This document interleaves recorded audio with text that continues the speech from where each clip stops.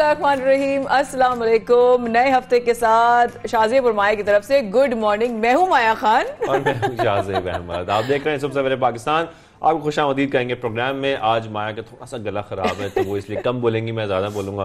तो हम सबसे पहले शुभनामा में आगाज करते हैं मैचेस से। आई एम सो हैप्पी जनाब के weekend, over the weekend obviously Quetta की जीत देखी गई, फिर जो है इस्लामाबाद यूनाइटेड की जीत देखी गई और फिर लाहौर कलंदर्स भी छा गए। लाहौर कलंदर्स ने बेहतरीन परफॉर्मेंस दिखाई, लेकिन हम देख रहे हैं कि वाकई इस बार पीएसएल का लेवल है, क्योंकि आखिरी जो 2 मैचेस हुए हैं उसमें हमने देखा कि बड़े सनसनीखेज किस्म के मैचेस थे। और खासतौर पर अगर हम जिक्र करें तो अब जो कराची किंग्स हैं उनको मुसलसल तीसरी बार शिकस्त हो गई है, जबकि अगर लाहौर की बात करें तो उसमें फखर जवान ने क्या परफॉर्मेंस दिखाई है। उन्होंने सेंचुरी स्कोर की, 106 रन उन्होंने बनाए और 106 रन बनाने के बाद ये मैच भी लाहौर कलंदर्स के नाम रहा। लेकिन साथ में आपको ये बताना भी बहुत जरूरी है कि सिंध में खासतौर पर कराची में मुसलसल जो धरने चल रहे हैं, एहतजाज चल रहे हैं। सबसे पहले हमने जमात इस्लामी को देखा, उनके कुछ मुज़ाकरात हो गए। उसके बाद हमने देखा पीटीआई को, तहरीक इंसाफ भी मैदान में आ गई और साथ ही उसके बाद हम देख रहे हैं पीएसपी पाकिस्तान ज़मीन पार्टी जो है वो भी इस वक्त एहतजाज कर रही है फवारा चौक पर। और साथ में हम देख रहे हैं कि जो हलचल मची हुई है इसकी जो वजह है वो बल्दियाती कानून है, जिस हवाले से एहतजाज हो रहे हैं। साथ ही हम दूसरी जानब ये भी देख रहे हैं बिलावल भुट्टो जरदारी ने भी जो मार्च का ऐलान किया है, वफाकी सतह पर पीपल्स पार्टी पीटीआई के खिलाफ मैदान में आने का प्लान कर रही है बाकायदा तौर पर। और ये कहते हैं बिलावल भुट्टो प्लान बनाने के साथ साथ कि अगर पंजाब ने पीपल्स पार्टी का साथ दिया तो इमरान खान जो है उनको छुपने की जगह नहीं मिलेगी।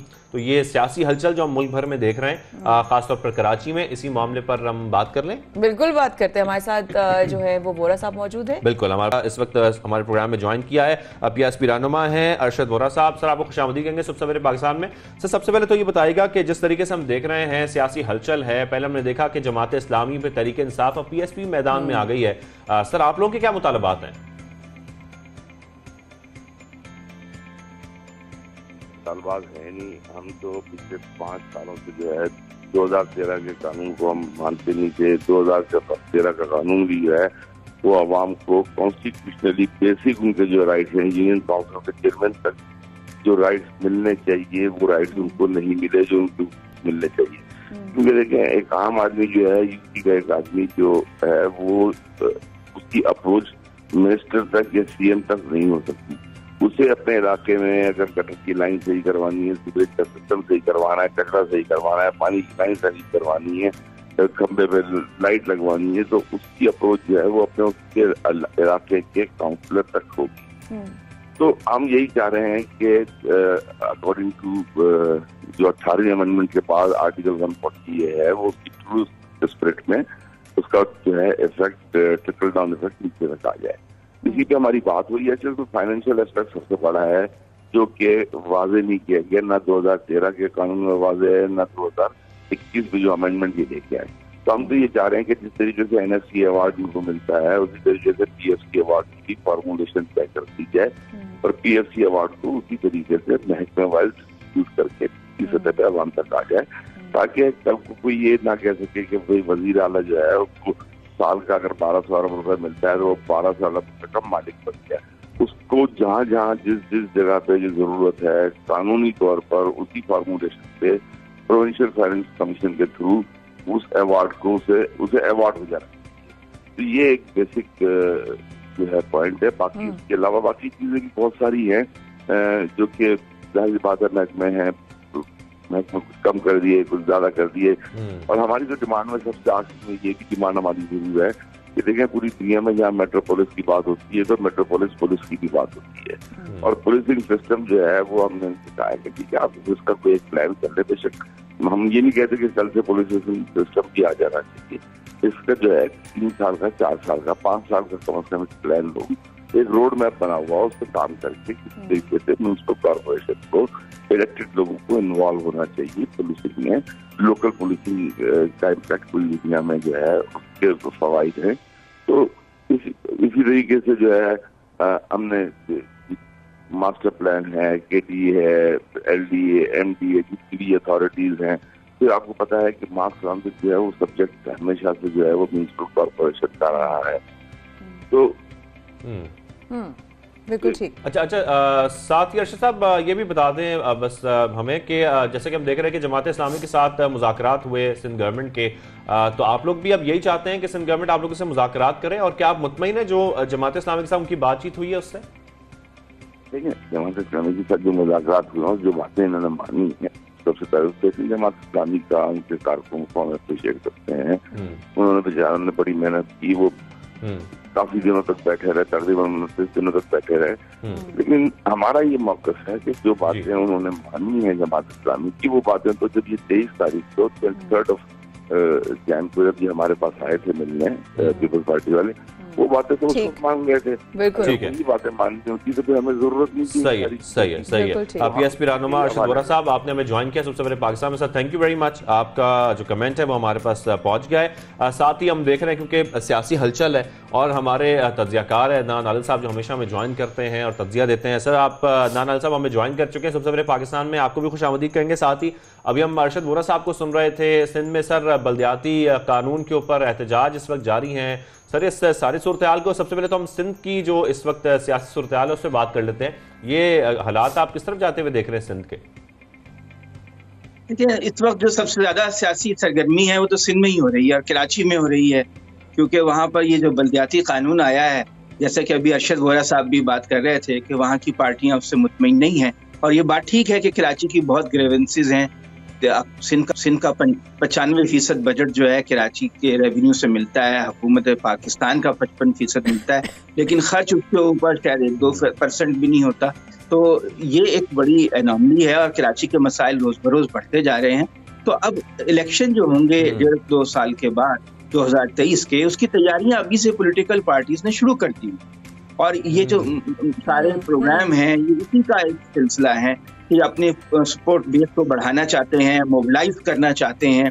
जमात इस्लामी ने जरा ज्यादा इसमें सरगर्मी दिखाई और कराची में वो एक्टिव ज्यादा हो गए और उन्होंने एक पॉइंट स्कोर कर लिया और उनकी जो पार्टी एक दबी हुई थी वो उभर के सामने आई है। अब इससे जाहिर है कि पीटीआई को भी खतरा महसूस हो रहा है कि उनकी बड़ी सपोर्ट बेस है कराची में, कहीं वो ना उनसे छिन जाए या कम हो जाए। तो वो भी अब ज्यादा, आपने देखा कल असद उमर भी एक्टिव थे, अली जैदी भी, और अब ये पीएसपी भी धरने में आ गई है।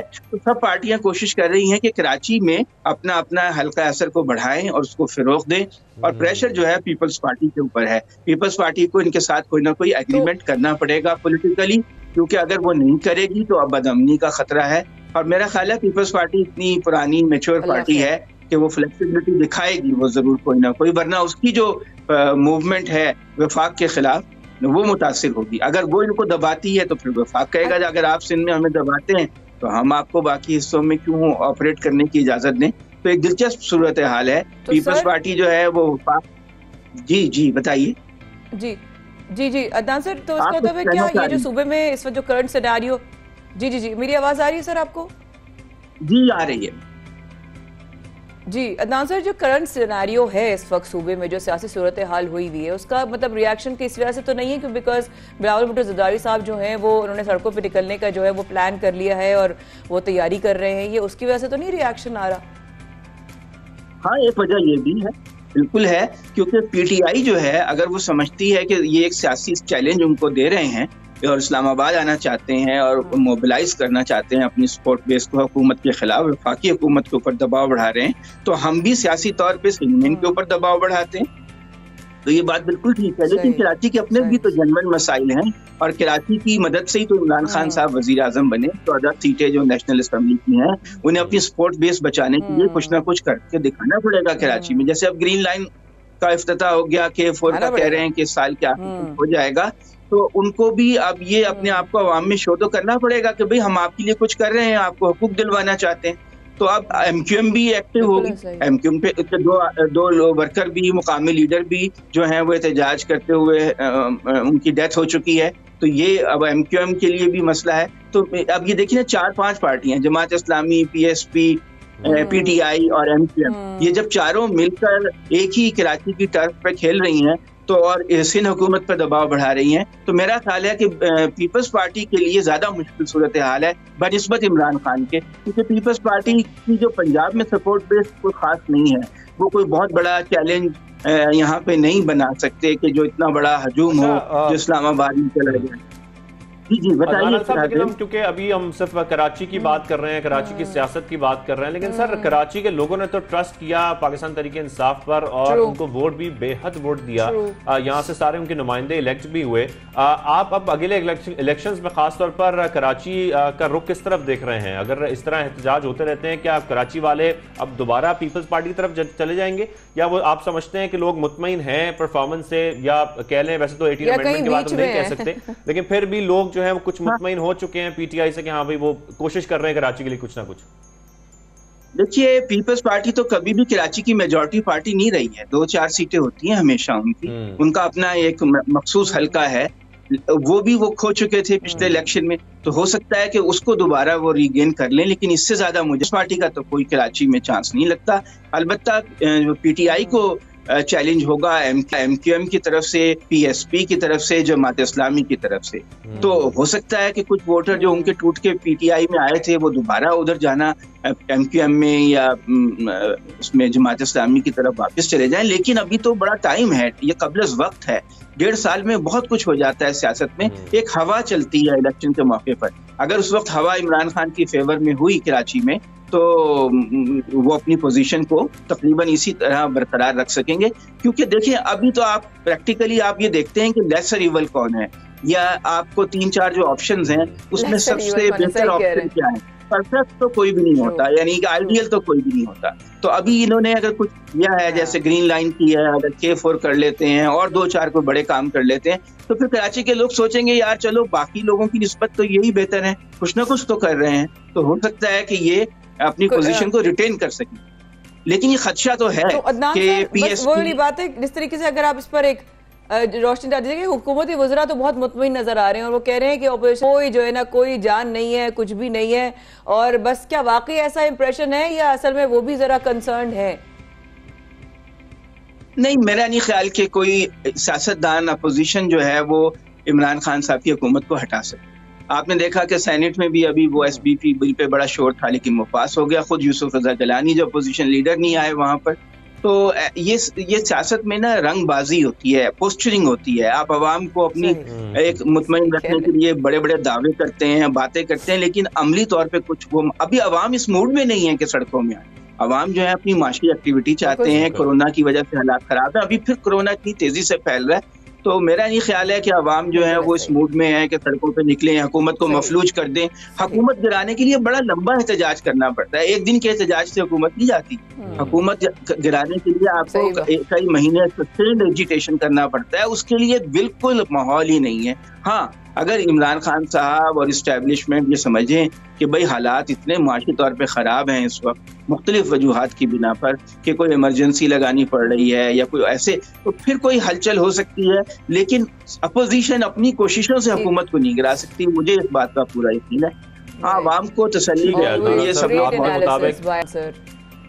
ठीक है सर, आपके मुताबिक हुकूमत को ऐसे नहीं गिराया जा सकता, ये 1-2 दिन की बात नहीं है। अगर आपने कोशिश करनी है अपोजिशन जमातों ने तो उनको एक लंबी जद्दोजहद करनी पड़ेगी।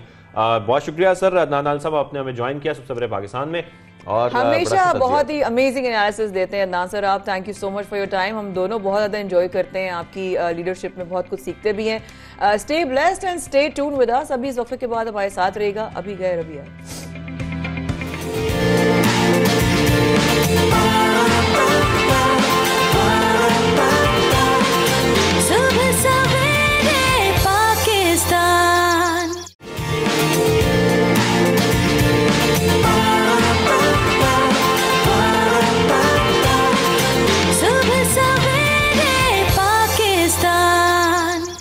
एक बार फिर हमारे देने का बहुत शुक्रिया and once again a very good morning from Shazeb bin Maya. आप देख रहे हैं सुबह सवेरे पाकिस्तान, और अब जो मैं बात करने वाली हूँ आप यकीनन मेरी टोन से समझ गए होंगे, क्योंकि शाज़ेब पहले से बता देता है कि ये जो है ना ये खातून ये बार बार एक ही बात को बहुत बार बार करती हैं। आपकी बात काट रहा हूँ, लेकिन वो तमाम खवातीन जो घरों में बैठ के सुन रही है उनके लिए बात बहुत इंपॉर्टेंट है जो माया बताने जा रही है। एग्जैक्टली, एक्चुअली मैं शेयर कर रही थी शाज़ेब, तो शाज़ेब ने कहा आप क्यों नहीं सबको बताती। मैं पिछले वीक जब हम निकलते हैं तो जब फ्राइडे आता है ना तो ऑब्वियसली हमें नेक्स्ट वीक की तैयारी करनी होती है, डाइट क्या करनी है, है, क्या क्या खाने बनाने, वो पूरे वीक के लिए ग्रोसरी भी करनी है, इंग्रेडिएंट्स भी लेकर आने।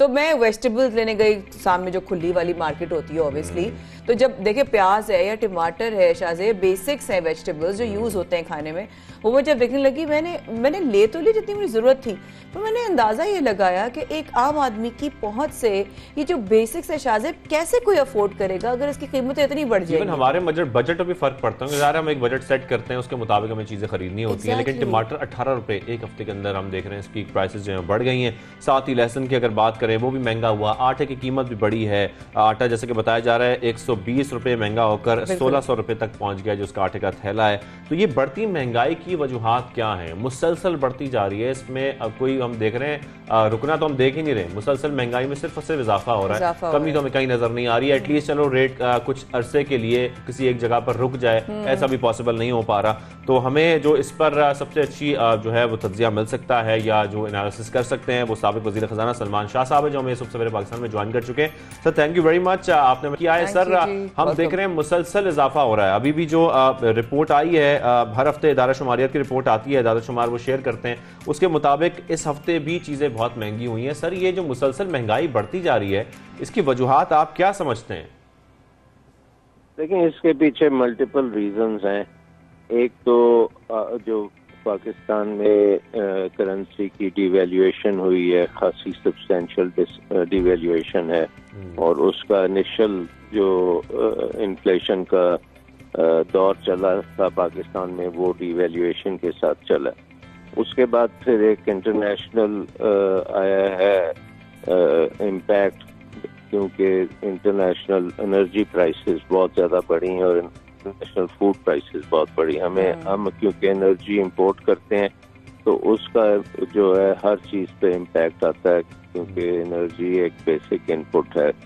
इसके साथ साथ जो तीसरी एलिमेंट है वो सीजनल भी होता है, कि कई चीज़ें ऐसी होती हैं जो कि महंगी होती हैं जब उनकी सप्लाई कम हो जाती है, सीजनल होती हैं, और दूसरी चीज़ें जो सीजन में आती हैं वो सस्ती होनी शुरू होती हैं। और चौथी एलिमेंट एक है जिसको आप ये भी कह सकते हैं मुनाफाखोरी भी होती है, और उसमें जो एडमिनिस्ट्रेटिव एक्शंस होते हैं वो भी आजकल आपको पता है खासे लिए जाते हैं, लेकिन क्योंकि ये जो ब्रांडेड प्रोडक्ट्स होते हैं, मसलन आटे की बोरी अगर ब्रांडेड है तो वो महंगी होगी, लेकिन नॉन ब्रांडेड जो है वो उसको सस्ता होना चाहिए या उसकी कीमत में इजाफा नहीं होना चाहिए। सही बात है। बहरहाल ये तमाम चीजें जो है ये इम्पैक्ट करती हैं महंगाई के ऊपर, और इसका जो इम्पैक्ट है गरीब आदमी पे तो ऑब्वियसली बहुत ज्यादा है,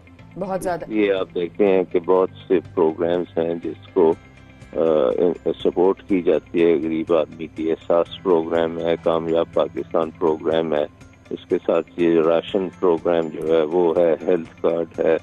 ये सारी चीज़ें इसीलिए बनाई गई हैं ताकि इसका इम्पैक्ट कम किया जाए अवाम के ऊपर, और पर्टिकुलरली गरीब घराने जो हैं उनकी मुश्किल को आसान किया जाए। राइट सलमान साहब, इलाही आमीन, जो आप कह रहे हैं वो अल्लाह कबूल करे। लेकिन मिनी बजट आया, टैक्सेस बढ़े, अब IMF से एक अगली मीटिंग होने वाली है।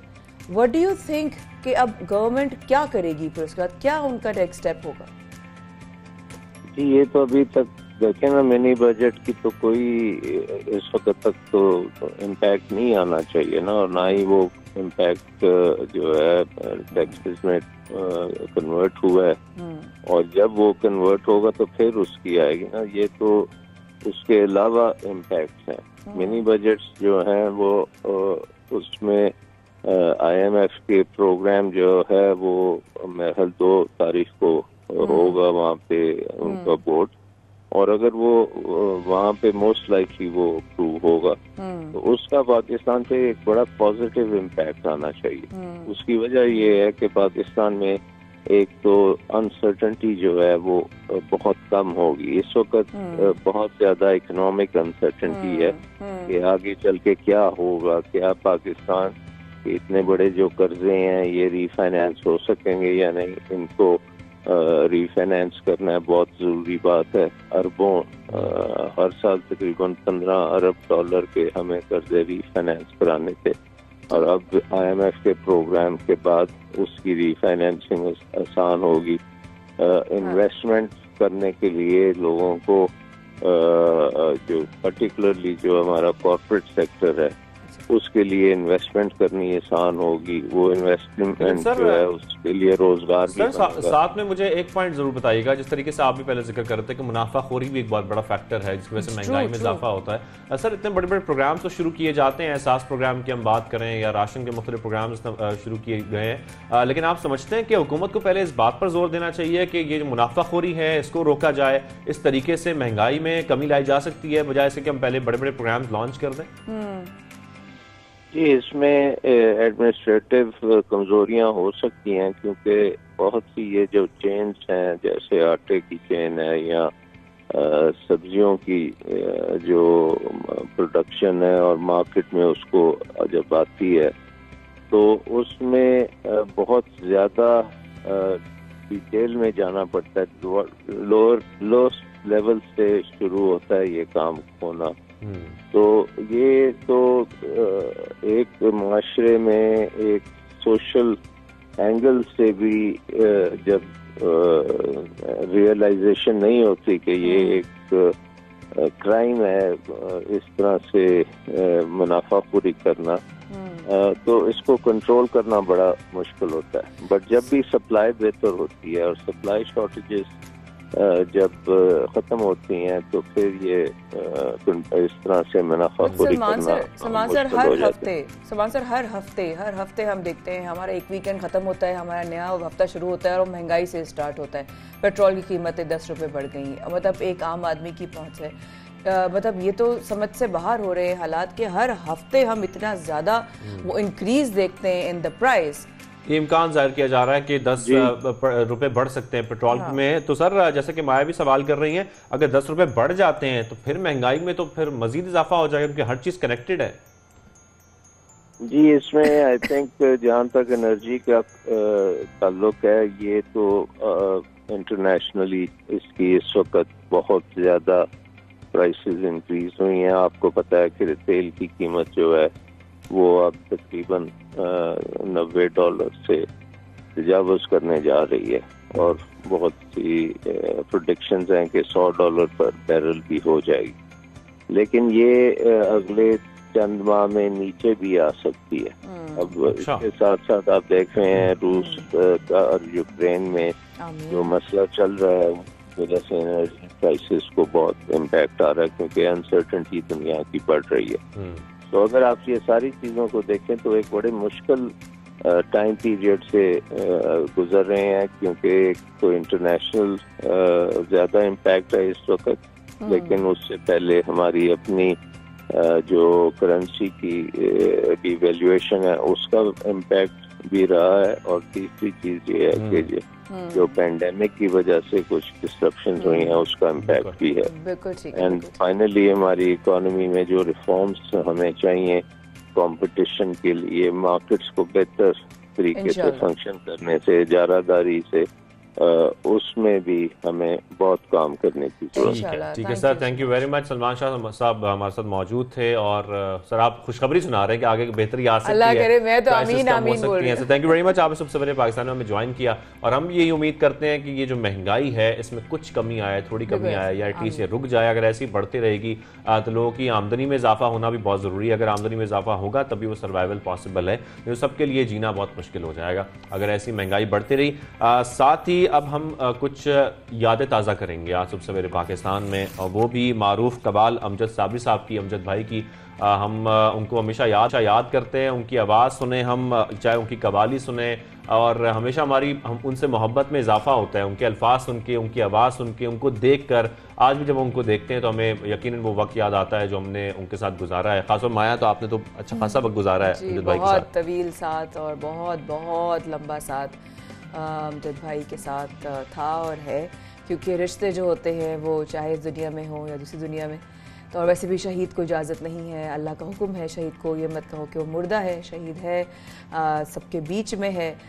हमारा 7 उम्रे का प्लान था आखिरी, और उससे पहले ही वो जाम शहादत अल्लाह पाक ने उनको अता किया, और उसके बाद भाभी और अमजद भाई की वालदा और अमजद भाई के वली अहद मुजद्दिद अहमद साबरी जो है वो हम सबके साथ थे। और शायद ये रिश्ते ऐसे ही होते हैं, क्योंकि रिश्ता होता ही ऐसा है, वरना वो रिश्ता क्या शाहजेब जो। लेकिन आज उनके साहबजादे जो उनके नक्शे कदम पर चल रहे हैं, माया खान उनके पास गई, उनके पास बैठी, यादें ताज़ा की, उनसे गुफ्तगू की, बहुत सारी बातें हुई होंगी आपकी माया? बहुत सारी बातें हुई, और पता नहीं मुझे क्या हुआ वहाँ जाके, क्योंकि उस गली में जाना मेरे लिए बहुत ज़्यादा इमोशनल हो जाता है।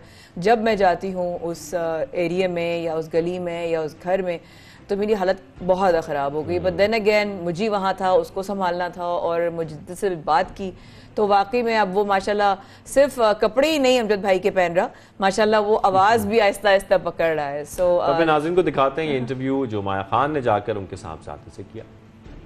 अस्सलाम वालेकुम, सुबह सवेरे पाकिस्तान में मैं माया खान आपके सामने आज हाजिर हूँ, एक ऐसी जगह पर जिससे इस घर से और इस घर में जो रहने वाला शख्स था भी और है भी दोनों, उनसे मेरा बड़ा दिल का और मोहब्बत का और रूहानियत का ऐसा रिश्ता जो ज़िंदगी भर मेरे रहेगा, और इस बात की गवाह शायद पूरी दुनिया भी है।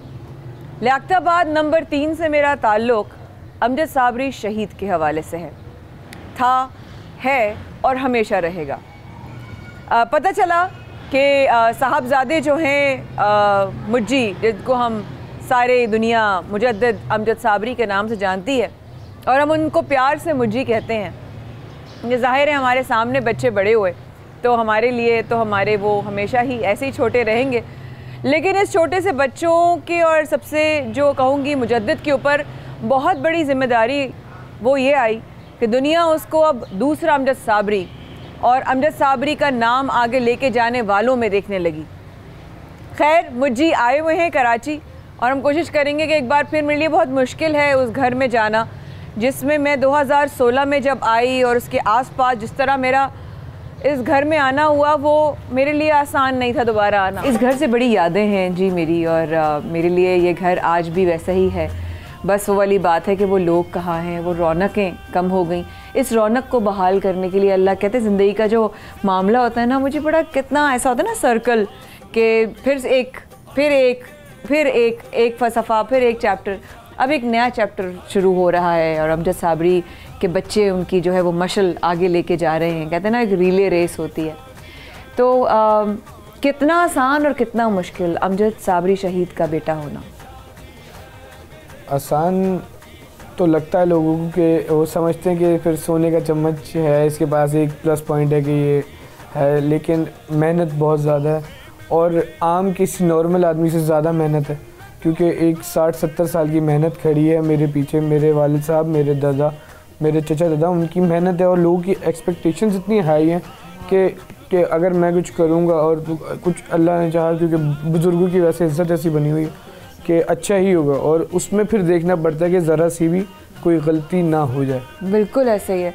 मुझे बहुत मेहनत की है सब बड़ों ने, स्पेशली अमजद भाई की शहादत के बाद तुम पर बहुत मेहनत हुई है, तुम्हारे ऊपर फोकस, तुम्हारे ऊपर जिम्मेदारी। कभी ऐसा लगा कि मैं नहीं कर सकता, मुझे इतना प्रेशर मत दें। कभी लगा ऐसा कि मुझसे नहीं होगा। बहुत लोग ऐसा, तुमने कहा ना बहुत प्रेशर है, 60-70 साल की दादा की, चचा दादा की, बाप की, चचाओं की, सबकी मेहनत है, तो इतना प्रेशर कभी लगता नहीं तो यार नहीं होगा मुझसे, प्लीज़ मैं नहीं कर सकता? नहीं, अब तक तो नहीं लगा कि मुझसे नहीं होगा। बस ये कि मुश्किलों को देख लेते हैं कि अब आएगी, क्योंकि हमारे मजलिस दादा हाजी मकबूल अहमद साबरी मेरे जो सबसे पहले उस्ताद रह चुके हैं मौसीकी के, उन्होंने एक ही बात, मैं बहुत छोटा था जब उनके पास शागिर्द हुआ था, तो उनकी एक बात याद है मुझे अभी तक। उन्होंने ये कहा था कि सबसे मुश्किल चीज़ को सबसे पहले याद करो, ताकि आसान तो अपने आप ही हो जाएगा। तो तुम्हें डबल मेहनत नहीं करनी पड़ेगी, एक ही चीज़ मुश्किल याद कर लो तो आसान भी तुम्हारी निकल ही जाएगी। जब भी तुम अब जाते हो शोज़ में, तुम्हें बुलाते हैं, छूटते ही होता होगा ना ये, अरे अमजद साहब का साहबजादा है, अरे अमजद भाई का बेटा, उस वक्त कैसा फील होता है?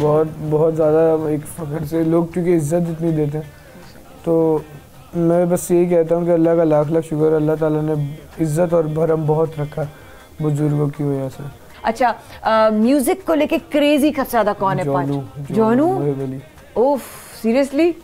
वो बचपन से ही, वो तो बचपन से लेके मेरे साथ, मतलब मेरी YouTube पे वीडियोस डली हुई हैं, उस पर कमेंट कर रहे हैं लोग। अभी आए हुए थे लोग, अभी भी इनकी छुट्टियां थी सर्दियों की, तो आए हुए थे, तो 2-3 इवेंट्स में साथ गए मेरे। अच्छा। तो लोग कमेंट्स कर रहे हैं नीचे, वो बच्चा बेस्ट बच्चा, वो बिल्कुल साथ ही बैठा हुआ था मेरे, और बच्चा वो मतलब मेहनत भी करता है पूरा प्रॉपर, बिल्कुल। हाँ, वो बिल्कुल प्रॉपर कोरस करता है, और किसी की सीरियसली माइक लगता है उसके आगे, बिल्कुल उसके मतलब कि हम जब उतने थे हमें कोई माइक नहीं देता था, और वो उसके आगे अब माइक लग रहा है, इसका मतलब कुछ तो खासियत है। अल्लाह, माशाल्लाह माशाल्लाह। अमृत भाई का ये था कि वो कभी गलत बात बर्दाश्त नहीं करते थे, स्पेशली वो माँ के मामले में बहुत जज्बाती थे, तो किसी भी बात पे फौरन इमोशनल। तो पांचों में सबसे ज़्यादा इमोशनल कौन? मोहिब अली। मोहिब अली वो बहुत ज़्यादा, मतलब सबसे ज़्यादा सेंसिटिव और भोला, बहुत नेक बच्चा है, बहुत अच्छा बच्चा है, बहुत इज्जत करता है सब बहन भाइयों की। मुजद्दिद साबरी जब होता है अकेला और कभी उसको पापा की याद आती है, तो क्या बातें करता है पापा से? वैसे ही दिल की बातें होती हैं अक्सर बहुत दफ़ा। मैं लाहौर के अंदर, क्योंकि मेरा रात को जब मैं आ जाता हूँ तो आदत है थोड़ी लेट सोने की, अक्सर मैं बिल्कुल ब्लैकआउट कमरे में बैठा हुआ, ऐसे ही बैठा हुआ ये सोच रहा था। अक्सर मैं ये सोच रहा होता हूँ कि ज़्यादातर मैं ये सोचता हूँ कि अभी डैडी होते तो कितना अब मज़ा आता ज़्यादा, क्योंकि अब हम बड़े हो रहे हैं। मैंने कहा डैडी के साथ मैं जा रहा होता, डैडी के साथ प्रोग्राम्स के अंदर, इवेंट्स के अंदर, तो मज़ा आता। जैसे डैडी की वीडियोस में दादा के साथ देखता हूँ, तो डैडी बैठे बिल्कुल छोटे से, बिल्कुल ऐसा ही है। तो मैंने कहा फिर वो एक मैं भी एक्सपीरियंस करता है ये चीज़, बस इस चीज़ का दुख है कि वो एक्सपीरियंस नहीं ले पाए, लेकिन अल्लाह ताला ने इस काबिल कर दिया कि उनकी सीट लेके चलने की कोशिश करें। बिल्कुल लेके चलोगे, और हम सब तुम्हारे साथ हैं, और तुम्हें पुश भी करेंगे, तुम्हारा साथ भी देंगे, तुम्हारे साथ खड़े हुए हैं। मुझे अब बताइए कि अब शोज़ करने का क्या प्लान है, किस तरह आप कर रहे हैं, कैसे मैनेज कर पाते हैं? लोग आपसे कांटेक्ट कर रहे हैं या लोगों को कांटेक्ट अभी तक पता नहीं है कि आपने स्टार्ट कर दिया? ज़रा प्लीज़ बताओ। मुझे अल्हम्दुलिल्लाह वैसे 1 साल हो गया इसको प्रोफेशनली करते हुए, कव्वाली को, और मेरे सोशल मीडिया हैंडल्स पे सब नंबर्स वगैरह सब कुछ गिवन है। ठीक है, ये मेल दी हुई है, आप मेल करके बुक करना चाहें नंबर पे डायरेक्ट करें। उधर सोशल मीडिया टीम भी सेपरेट है और बुकिंग की टीम भी सेपरेट बैठी हुई है। तो मौका ऐसा है ऑब्वियसली कि मुझी साथ में हो और हम कोई कव्वाली ना सुने या मुझी की आवाज़ में कुछ ना सुने। हम तो छोटे से इसकी आवाज़ में कुछ ना कुछ सुन रहे होते हैं, तो अब तो माशाल्लाह ये शोज़ भी कर रहे हैं, इवेंट्स भी कर रहे हैं, और इंटरनेशनल टूर्स भी प्लान कर रहे हैं, और भी बहुत कुछ होने वाला है। इंशाल्लाह आपको बहुत सारी खबरें भी देंगे साथ साथ। लेकिन मैं सर भी कवर कर लेती हूँ कि कलाम है, तो जो भी मुझे सुनाना चाहें वो हमें ज़रूर सुनाएं। सभी खुश हैं, सभी खुश हैं, खुदाई भी खुदावी, अली के साथ है ज़हरा की शादी, ओ अली के साथ है ज़हरा की शादी, ये शादी है, ये शादी है, मेरे मौला की शादी है, ये शादी है, ये शादी है, मेरे मौला की शादी है। वाकई ऐसा लग रहा था कि मैं शायद अमजद साबिर साहब की आवाज़ सुन रहा हूँ। इतनी जो आवाज़ है वो मिलती है अमजद भाई से। वर्किंग टू हार्ड, बहुत मेहनत कर रहा है, और इनफैक्ट सब लोग के ऊपर भाभी बहुत मेहनत कर रही हैं, और वो चाहती हैं कि मुझे जो है वो जल्द अज जल्द जो है वो अमजद भाई की तरह बेहतर अच्छे तरीके से, और साथ में पढ़ाई भी कर रहे हैं obviously, and still too young, but इतने माशाल्लाह he is getting shows and invitations, और इंटरनेशनल भी इनका प्लान है इंशाल्लाह। काफ़ी सोशल मीडिया पर वीडियोस आ रही होती हैं, इंटरनेशनली भी जा रहे होते हैं, पाकिस्तान में मुख्तलिफ शोज में ये कव्वाली कर रहे होते हैं। बिल्कुल ऐसा। शाहज़ेब एक चीज़ और भी थी, उन्होंने कहा था कि अगर किसी ने करना हो, किसी ने इनका नाम लेके कहीं और बुकिंग कर ली, वो तो कह रहे मुझे पता भी नहीं था, तो प्लीज़ ऑथेंटिक ही मुजद्दिद को कीजिएगा। और यहाँ पर छोटा सा वक्फा लेते हैं, please do stay with us, we will be right back.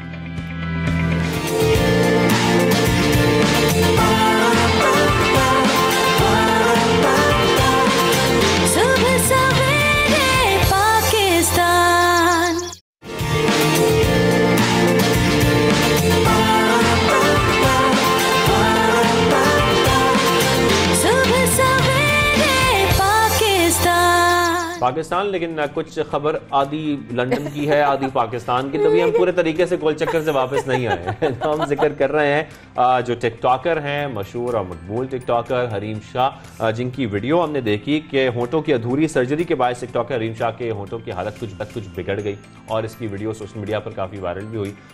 मुख्तलिफ किस्म के उस पर रद्दमल हम देख रहे थे जो सोशल मीडिया सार्फिन की जानिब से आ रहे थे। साथ ही जो वीडियो है उसमें हरीम शाह ये बात बता रही हैं कि वो अपनी होंठों की जो लिप फिलर कहलाता है, फिलर कहते हैं जी, लिप फिलर करवा रही थी, लेकिन बीच में उनके मोबाइल फ़ोन बजा और उनको एक कॉल रिसीव हुई जिसमें उनको ये बताया गया कि FIA ने आपके अकाउंट्स मुंजमद करने का हुक्म दिया है। साथ ही बैंकों के इस हवाले से खत भी लिखे हैं और अकाउंट्स मुंजमद होने का सुनकर वो परेशान हो गई और सर्जरी उन्होंने अधूरी छोड़ दी और वहीं से वो उठ के चली गई। तो ये मामला क्या है? ये मामला तो मैं खुद जानना चाहूँगी। मैं खुद इस तजस्सुस में जो है वो हो गई हूँ बिल्कुल दाखिल। लेकिन बात यह है कि मुझे बात समझ नहीं आ रही कि अगर आधा अधूरा काम होता तो बेचारी ने वीडियो इसलिए अपने लिए, ऑब्वियसली उनकी चॉइस उन्होंने बना के लगाई होगी, लेकिन बहुत ही अजीब सिचुएशन लग रही है उनको देखकर। मुझे खुद भी हंस रही है वो, जाहिर है, और हमें भी हंसी आ रही है कि आधा उनका फिलर हुआ और आधा। हरीम शाह से बात कर लेते हैं। हरीम शाह से बात बिल्कुल कर लेते हैं। सबसे पहले हरीम शाह आपको खुशामदीद कहेंगे। सबसे पहले तो ये बताइएगा, आपकी वीडियो पे हम देख रहे हैं मुख्तलिफ किस्म के रद्दमल सामने आ रहे हैं, वजूहात क्या थी? आपने सर्जरी अधूरी क्यों छोड़ी बीच में? एक्चुअली हुआ ये था कि मुझे एक शहद की मक्खी उसने काट लिया था और जो है तो मैंने कोई सर्जरी वगैरह कुछ नहीं करवाई थी। तो मैंने जस्ट ऐसे ही फन किया था कि मुझे जो है तो मीडिया से काफी कॉल्स आ रही थी कि FIA ने आपके अकाउंट सीज कर दिए, ये करनी है वो करनी है, आपका क्या कहना है, आप वीडियो बना के दें, आप अपना वो करें। तो मैंने फन में जस्ट ये बात चल रही थी तो मैंने इसको फन में लेके तो मैंने एक वीडियो बना के पोस्ट कर दी गई है वो। अच्छा, फन में आपने वो वीडियो बनाई। अच्छा ये बताइए, कोई अपनी FIA हुकाम से आपका कोई मतलब राब्ता हुआ, कोई बात हुई उस हवाले से? नहीं जी, वैसे मुझसे डायरेक्ट FIA के किसी बंदे ने भी कोई कांटेक्ट नहीं किया। मुझे जो भी न्यूज़ पता चलती हैं वो मीडिया के तवसत से पता चलती हैं, मीडिया ही के जरिए पता चलती हैं, मीडिया पर्सन के थ्रू पता चलती हैं। मुझे FIA की तरफ से कोई नोटिस कुछ भी नहीं आया कि FIA ने मुझे कोई नोटिस भेजा हो या FIA ने डायरेक्टली मुझे कॉल की हो। तो FIA की तरफ से मुझे डायरेक्टली कोई कॉल कोई कुछ नहीं हुआ। जो चीज़ें भी हैं मैं मीडिया की पसंद से जो है तो मुझ तक पहुंचती है। अच्छा, यानी कि आप ये इंकशाफ कर रही हैं कि ये शहद की मक्खी ने काटा आपको, और खैर जो सोशल मीडिया पर खबरें आ रही थी बड़ी मुख्तलिफ किस्म की थी, लेकिन आप नहीं समझती इस किस्म की वीडियोस की वजह से आपके लिए कुछ मुश्किलात पैदा हो सकती हैं? नहीं, मुश्किलात इस वीडियो में कौन सी मुश्किलात का बायस बनेगी? इस वीडियो में ऐसा क्या है? इस वीडियो में मैंने किसी की तौहीन तो नहीं की। ये तो एक फनी वीडियो है। मैं वैसे भी एक वीडियो क्रिएटर हूँ, एक म्यूजर हूँ और मेरा शौक है वीडियो बनाना। तो हम ये तो एक छोटा सा फन है और एक वीडियो है, इसमें तो मैंने किसी की कोई तौहीन नहीं की, मैंने किसी के बारे में कोई नाजेबा अल्फाज नहीं कहे, मैंने तो जस्ट फन में एक वीडियो बनाई हुई है। हाँ, बता लेकिन ऑब्वियसली शाहजेब ने भी सही सवाल किया कि ऑब्वियसली, लेकिन इससे पहले वाली वीडियो ने तो काफी मुश्किलात क्रिएट कर दी। तो ये बताइए कि जब आपके बैंक अकाउंट जो है वो सील हो चुके हैं और आपने एक वीडियो में गालिबन मैंने सुना भी था, आपने कहा तो गुजारा मुश्किल है, खाने पीने के लाले पड़ गए, ये आपने अल्फाज इस्तेमाल किए थे, तो कैसे गुजारा हो रहा है? जी अल्हम्दुलिल्लाह, लंदन में मेरे इवेंट्स, इनोग्रेशन इतना सब कुछ था और मैं भी कोई भी इवेंट्स, कोई भी इनोग्रेशन या कुछ भी बगैर मुआवजे के नहीं करती। तो अल्हम्दुलिल्लाह लंदन में मुझे जो है तो ये समझे कि मेरी हर चीज़ फ्री है, मेरी रिहाइश फ्री है, मेरा खाना पीना फ्री है, मेरे टूर्स फ्री है, मेरा सब कुछ फ्री है। तो मुझे मतलब खुद अपने जाती पैसों से कुछ भी कभी पे नहीं करना पड़ा। मैं जब से यहाँ पे आई हूँ, मेरी होटलिंग से लेके मेरी हर चीज़ फ्री है। लाइक कि मैं खुद से अपना जाती पैसा इन्वेस्ट करके कुछ लूँ, बल्कि मेरा सब कुछ यहाँ पे फ्री है। अच्छा, और अरीम, जिस तरीके से हम सुन रहे हैं बातें आपके अकाउंट्स मुंजमद होने की, तो आप पाकिस्तान कब आ रही हैं और आकर पाकिस्तान आप क्या करेंगी इस हवाले से? इंशाल्लाह जी, पाकिस्तान का भी कोई प्लान नहीं है क्योंकि मैंने 2-3 कंट्रीज जाने हैं। मैंने अभी कनाडा जाना है, मेरे इवेंट्स हैं कनाडा में और मेरी कुछ कमिटमेंट है। तो मैं कनाडा के बाद इंशाल्लाह शायद कनाडा से डायरेक्ट पाकिस्तान, तो मुझे मैं भी 1-2 मंथ लग सकते हैं। तो आफ्टर 2 मंथ इंशाल्लाह मैं पाकिस्तान आने के बारे में सोचूंगी। तो हमारे साथ ही टिकटॉकर हरीम शाह, जिनके लिए बहुत सारी मुश्किलें जो हैं वो आ गई हैं सामने और मुश्किलात का वो शिकार है, लेकिन कुछ नुकात हैं जिन्होंने बड़ी बात की कि ये तो मक्खी ने काट लिया था और मैंने इस पर फन किया। हम लिप फिलर के बारे में सुन रहे थे सोशल मीडिया पर, लेकिन ये सबसे पहले पाकिस्तान उन्होंने बहुत बड़ी खबर दी थी। नहीं, खुद ही कहा था उन्होंने, मैं लिप फिलर करा रही थी। लोग जो हैं वही खुद ही कहा था, एग्जैक्टली। तो ये तो एक तरह से फिर वाकई मजाक हो गया। तमाम लोग जो सोशल मीडिया पर उनकी वीडियो देख रहे थे उनके लिए खबर है कि ये लिप फिलर नहीं था जो हरीम शाह बता रही हैं। तो लेट्स सी जब पाकिस्तान आएंगे शाहजेब, उसके बाद वो किस तरीके से FIA वाले मामले को लेकर चलती हैं, हम आपको डेफिनेटली अपडेट रखेंगे और अपडेट हम करते रहते हैं उस सूरत हाल से भी, जो कि कहते हैं ना, वो शुरू में कह रहे थे हमारे तज्ज़ियाकार अदनान सर के ये बदलता वाला मौसम है, तो अभी एक्चुअल जो बदलने वाला मौसम है उस हवाले से बहुत सारी बातें जो है रहनी है। मुझे बहुत सारे सवाल बिल्कुल हम देख रहे हैं पहाड़ी सिलसिला जो है वो बर्फ से ढका है, कहीं बारिशें हुई, कहीं मौसम। अब हम देख रहे हैं कराची की अगर हम बात करें तो थोड़ी सी जो सर्दी की शिद्दत है उसमें कमी आई है, लेकिन मुल्क भर का मौसम इस पर बात हम करेंगे। इस हफ्ते कैसा रहेगा, अगले हफ्ते कैसा रहेगा, गुज़िश्ता हफ्ते कैसा रहा और क्या चेंजेस आने वाले हैं। तो हमारे साथ इस पर रब्ता किया है हमने जवाद मेमन साहब, हमारे वेदरमैन जो हमारे साथ हैं। जवाद मेमन, आपको खुशामदीद करेंगे, कैसे हैं आप? ठीक ठाक हैं? और सबसे पहले तो ये बताएं, ये कराची में हम एक टूटा हुआ तारा देख रहे हैं जिसकी वीडियो बहुत ज्यादा सोशल मीडिया पर चल रही है, इस वक्त दिखा भी रहे हैं अपनी टेलीविजन स्क्रीन पर भी। और जवाब में मैंने तो आंख बंद करके दुआ भी नहीं मांगी। हाँ, हमें पता नहीं था तो हम दुआ भी मांग लेते। जरा बताइएगा ये क्या सिलसिला था और ये क्या हुआ? जी वालेकुम अस्सलाम शाहजेब भाई। ये बेसिकली हुआ ये है कि आपको पता है कि स्पेस से जो है हमारे यहाँ जमीन के अतराफ जो है वो काफी छोटे मोटे जो स्पेस रॉक्स होते हैं वो आते जाते रहते हैं। तो ये भी कुछ इसी तरीके का वाकया था कि एक छोटा सा मीटोरॉइड था जो हमारे ज़मीन के मदार में दाखिल हुआ। दाखिल होने के बाद अमूमन इनमें ये होता है कि डिफरेंट गैसेस होती हैं, केमिकल्स होते हैं, और जब ये ज़मीन की रेंज में आता है तो ग्रेविटेशन फोर्स की वजह से, फ्रिक्शन की वजह से जो इनमें अक्सर यही होता है कि आग लग जाती है। जब ये उस ऑब्जेक्ट में आग लगती है तो उससे काफ़ी तेज़ रोशनी पैदा होती है, और यही हुआ कि 2 दिन पहले जो है वो कराची और सिंध के काफ़ी सारे एरियाज में जो है ये देखा गया। रात के टाइम पे तकरीबन 7:15 साढ़े 7 के करीब जो है ये देखा गया, और ये उसी की जो है वो कुछ वीडियोस जो है अब सोशल मीडिया पे काफ़ी वायरल चल रही है। जवाब भी लोग तो बड़ा घबरा गए थे कहीं ये टकरा ना जाए इधर, क्योंकि इतने लोग कह रहे थे कि बहुत ऐसा लग रहा था हम बहुत करीब से देख रहे हैं इसको।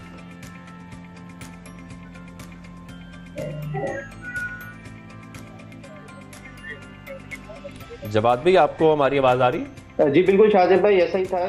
काफी सारे लोगों में घबराहट देखी गई असल में, क्योंकि हमारे यहाँ ये कुछ इस तरीके के इवेंट्स जो है वो बहुत ना होने के बराबर होते हैं, वरना अगर देखा जाए तो दुनिया के दूसरे मुल्कों में जो है ये अमूमन होता रहता है। अच्छा जवाद भाई, ऐसा है कि ऑब्वियसली शाहजेब ने कहा लोग काफी घबरा गए थे, काफी तो लोगों ने ये भी मजाक उड़ाया ये तो UFO, लेकिन ऑब्वियसली ऐसा कुछ नहीं है। अब जरा मौसम की सिचुएशन बताएं, जिस तरह के अभी हम बात ही कर रहे थे कि मौसम जो है थोड़ी तब्दीली भी आई है, थोड़ा सा वार्म हुआ है, थोड़ा सा कहेंगे ना बर्दाश्त के काबिल है। तो अभी मौसम में क्या शिफ्ट आने वाला है कराची में से बताइएगा, फिर पूरे पाकिस्तान का बताइएगा कि क्या शिफ्ट आने वाला है, अगर एक्सपेक्टेड है तो कब तक है और ये मौसम कब तक रहेगा? जी भाई। जी माया, देखें अब सर्दी कराची में जो है वो हद तक जो है वो उसका सीजन अब एंड पर है हमारे यहाँ, और फिलहाल जो है आगे आने वाले वक्तों में जो है वो फिलहाल कोई ऐसे स्ट्रॉन्ग कोल्ड वेव की कोई इम्कानात मौजूद नहीं है। जबकि कराची में ये जो मौसम है जो फेयर वेदर कहलाता है आता है, रात के टाइम पे जो है वो 15-16 डिग्री 14 डिग्री, और दिन के टाइम पे जो है अब थोड़े से टेम्परेचर बढ़ना शुरू हो जाएंगे, ये तकरीबन 28 से 30 डिग्री तक जा सकते हैं। ये सिलसिला जो है वो आपको याद होगा कि मिड ऑफ फेब तक हमने कहा था कि मिड ऑफ फेब तक ये सर्दी का सीजन रहेगा, तो अभी भी कुछ ऐसा ही है कि मजीद 15-20 दिन ये इस तरीके से चलेगा। फिर फेब के आखिरी वीक में जो है वो काफ़ी हद तक टेम्परेचर जो है वो दोबारा राइज होना शुरू हो जाएंगे, दिन और रात दोनों के। ये थी कराची के हवाले से। साथ में जवाब भाई पंजाब की सूरत-ए-हाल बता दें, पंजाब में इस वक्त जो सूरत-ए-हाल चल रही है सर्दी, क्योंकि हम वहाँ देख रहे थे कि वहाँ बारिश हुई है, लेकिन अब जो है वो धूप निकला ही है और उससे काफी टेम्परेचर जो है वो बढ़ा है, लोग कह रहे हैं थोड़ा कंफर्टेबल हो गया है। तो क्या वहां पर भी एक सर्दी की लहर दोबारा से आएगी? देखिए शाजिद भाई, वहां पर पॉसिबल है। इसकी वजह ये कि फरवरी के पहले हफ्ते में एक वेस्टर्न डिस्टर्बेंस एक्सपेक्टेड है नॉर्दर्न एरियाज और पंजाब रीजन में, जिसके ज़ेर असर पहाड़ों पे बर्फबारी और जो बाकी सारे एरियाज में जो है वो बारिश एक्सपेक्टेड है। अगेन ये सिस्टम जब निकल जाएगा तो उसके पीछे एक माइल्ड टू मॉडरेट इंटेंसिटी की कोल्ड वेव कह सकते हैं कि नॉर्दर्न एरियाज और पंजाब तक रहेगी, और हो सकता है कि उसके बाद जो है ये अगेन वही मिड ऑफ फेब और फरवरी के आखिरी तक जो है इन एरियाज में भी जो है वो सर्दी तकरीबन अपने एंड पर चल रही है। थैंक यू सो मच वाद भाई for always giving time to us, और इंशाल्लाह वेदर की अपडेट आपसे लेते रहेंगे। आपके वक्त का बेहद शुक्रिया। और ऑब्वियसली सिंस हमने फ्राइडे को जब हम शो कर रहे थे तो हमने कराची स्टॉक एक्सचेंज के हवाले से आपको अपडेट दी थी, और अब नया हफ्ता शुरू हुआ है और आगाज कैसा हुआ है? बिल्कुल, आज का आगाज कैसा हुआ स्टॉक मार्केट में, जैसे कि बताया जा रहा है कि मुस्बत आगाज है। 100 इंडेक्स 167 पॉइंट्स इजाफे से 45,240 पॉइंट की सतह पर ट्रेड हो रहा है। तो मार्केट में आज उतार चढ़ाव कैसा जा रहा है, जैसे कि मुस्बत रुझान देखा जा रहा है, इसी पर बात करने के लिए हमारे साथ 92 न्यूज के नुमाइंदे शराज अहमद मौजूद हैं। शराज बताइएगा, मुस्बत आगाज है आज? जी बिल्कुल, कारोबारी हफ्ते का आज पहला रोज है और ट्रेडिंग के आगाज के साथ ही इंडेक्स में हमने मुस्बत रुझान देखा और इस वक्त 100 इंडेक्स 300 से ज्यादा पॉइंट्स इजाफे के बाद 45,300 पॉइंट्स की सतह पर ट्रेड होता हुआ देखा जा रहा है। जबकि गुज़िश्ता हफ्ते के दौरान भी हमने देखा था कि स्टॉक मार्केट में उतार चढ़ाव का जो सिलसिला है वो मुसलसल देखा जा रहा था, जिसकी वजह से जो स्टॉक ब्रोकर्स हैं उनकी जो मार्केट कैपिटलाइजेशन है उसमें 167 अरब रुपए की जो कमी आई थी और मार्केट कैपिटलाइजेशन 7,700 अरब रुपए की सतह पर आ गई थी, क्योंकि बहुत सारी वजूहात थी, इकोनॉमिक कंडीशन, सियासी रस्साकशी और इसके अलावा IMF प्लान के हवाले से जो अभी तहफ़्फ़ुज़ात हैं। 2 फरवरी को इजलास होना है और उसमें तय होना है कि पाकिस्तान को $1 अरब की किस्त मिलती है या नहीं, और इस वजह से काफ़ी ज़्यादा स्टॉक ब्रोकर्स जो हैं वो मोहतात रवैया इख्तियार किए हुए थे। खास करके जो फॉरेन इन्वेस्टर्स हैं उनकी जानिब से कोई ख़ास तेज़ी हमें देखने को नहीं मिल रही थी और मार्केट में रोज़ाना की बुनियाद पर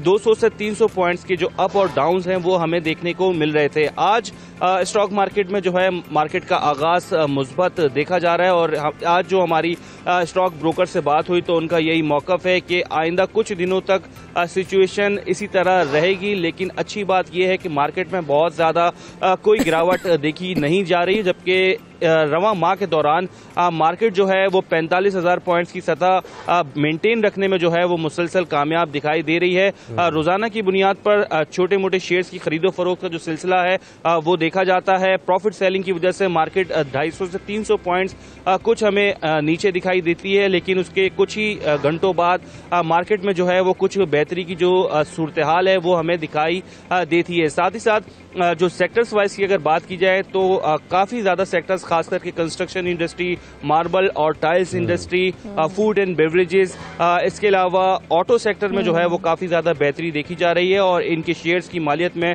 मुसलसल जो है वो इजाफा भी देखा जा रहा है। आज क्योंकि कारोबारी हफ्ते का पहला रोज है, ट्रेडिंग का आगाज हो चुका है और मुस्बत रुझान देखा जा रहा है और उम्मीद यही जाहिर की जा रही है कि इस हफ्ते जो है मार्केट बहुत अच्छा परफॉर्म करेगी। जी अच्छा परफॉर्म करेगी, जैसे कि आप कह कंस्ट्रक्शन सेक्टर में, साथ साथ जो ऑटोमोबाइल सेक्टर है उसमें बहुत अच्छी मार्केट देखी जा रही है, मुस्बत रुझान भी है और लोग कुछ थोड़े से मोहतात भी हैं कारोबार में, क्योंकि जैसा कि कहा जा रहा है IMF की 2 तारीख को जो मीटिंग है उसके बाद फैसले कुछ किए जाएंगे सरमायाकारों की जानिब से। बहुत शुक्रिया शराज अहमद हमारे साथ मौजूद है सबसे पहले पाकिस्तान में और तफसीली बात कर रहे थे इस पर।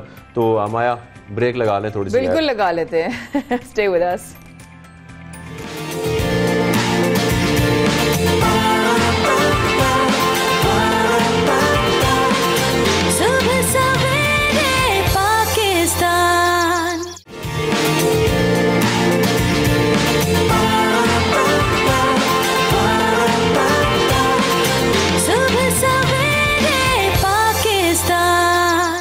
Very good morning. आप लोग वक्फे पे होते हैं, हम भी वक्फे पे होते हैं, एक कप चाय भी हम पी रहे होते हैं, साथ में बातें भी कर रहे होते हैं। तो आप देख रहे हैं सवेरे पाकिस्तान शाहजेब अहमद और माया खान के साथ। और सबसे अच्छी बात यह है कि कुछ दिनों पहले मुझे अच्छी तरीके से याद है, जहां तक मेरी मेमोरी काम करती है शाहजेब, हमने अफगानिस्तान के हवाले से इस तरह की एक जो है वो न्यूज़ कवर की थी कि बच्चों के लिए जो है वो एक मोबाइल लाइब्रेरी जो है वो आई है और बच्चे उसको देख कर बेहद खुश हुए और वो जो है क्योंकि वहाँ पर हालात और वाक़यात की वजह से बच्चों के लिए लाइब्रेरीज वगैरह का इंतजाम प्रोग्राम नहीं था, लेकिन ये हमने एक खबर देखी थी और आज हम क्या न्यूज़ शेयर कर रहे हैं। आज हम ये आपको बता रहे हैं कि पेशावर की गलियों में बच्चों को कहानियां सुनाती एक मुनफरिद मोबाइल लाइब्रेरी देखी जा रही है, जो कि बहुत पसंद की जा रही है लोगों की जानिब से भी, और खासतौर पर जो बच्चे हैं पेशावर के वो तो बहुत पसंद कर रहे हैं। जब भी वो मोबाइल लाइब्रेरी उनको नजर आती है वो भागते दौड़ते उसके करीब पहुंच जाते हैं, उस तरीके से वो कहानियां भी सुनते हैं।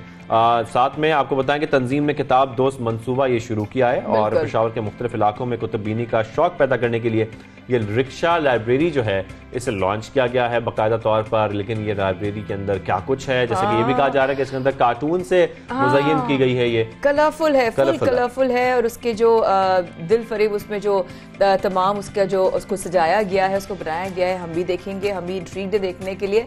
और ये बहुत ही अच्छा तरीका है किताब के साथ आपको आपका रिश्ता बनाने के लिए। आपको दोस्ती हो जाएगी ना, बच्चों की दोस्ती हो जाएगी किताब के साथ, उसके बाद आपको कोई और दोस्त नहीं चाहिए। अगर आपको एक बार जिंदगी में किताब पढ़ने की आदत पड़ गई तो फिर आपको वाकई में अपनी कंपनी और अपनी किताब की कंपनी सबसे अच्छी लगेगी। इसी पर हम बात कर लेते हैं। हमें शो में ज्वाइन किया है, हमारे साथ हैं सैयद दानियाल। दानियाल, आपको खुशामदीद करेंगे। सबसे पहले पाकिस्तान में सबसे पहले तो ये बताइएगा, ये मोबाइल लाइब्रेरी ये पेशावर में इसका कब आगाज हुआ है और अभी तक कितनी आपकी मोबाइल लाइब्रेरीज हैं जो फंक्शनल हैं या जो लॉन्च हो चुकी हैं अब तक? Thank you so much for inviting in the show. सबसे पहले तो मैं 92 न्यूज़ का बहुत मशहूर हूँ, हमारे एसोसिएशन, कि उन्होंने हमें चांस दिया कि हम आगे आए और अपनी जो ये कोशिशें कर रही है ताकि लोगों तक इनकी हमारी जो रिजल्ट्स है वो उनका पैगाम पहुंच सके। तो सबसे पहले आपकी जो क्वेश्चन है कि जो हमारी मोबाइल लाइब्रेरीज है उसका आगाज़ कब हुआ और ये आजकल कितनी फंक्शनल है। तो जो हमारे साथ किताब दोस्त का प्रोजेक्ट है जो कि ABP एंड AW ने 2019 में सबसे पहले शुरू किया था, और उस वक्त ये तकरीबन 25 प्राइमरी स्कूलों में खोला गया था, और इसका फ़ेज़ 1 एंड होते ही फिर जब इसका फ़ेज़ 2 हमने शुरू कर लिया तो ये 45 स्कूल्स में फंक्शनल हो गई अल्हम्दुलिल्लाह से।